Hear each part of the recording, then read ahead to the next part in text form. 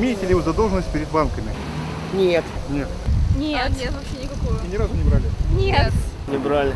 Но мы вообще считаем, что кредиты, вот всякие долги – это проблемы большие людям. Лучше как-то откладывать, копить, и банки это не то. Нет, не брала. А планируете? Думаю, нет. А почему? Потому что слишком сложно, не хочу зависеть от банков. Вообще тяжело обслуживать кредит? Нет. Хватает средств? Да. Планируете в будущем еще какие-то заемные средства брать? Нет. То есть все-таки уже жизнь Нам показала. надоело, да.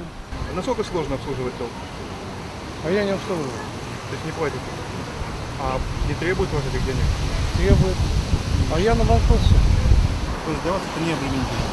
Ну, все зависит от суммы кредита и от зарплаты. Человек, которого зарплата, скажем, 15 тысяч не возьмет в миллион, правильно? Все зависит от возможностей. 5 кредитов. А насколько тяжело обслуживать? Где 1,5 рубля, где рубль, где чё. Ну, получается?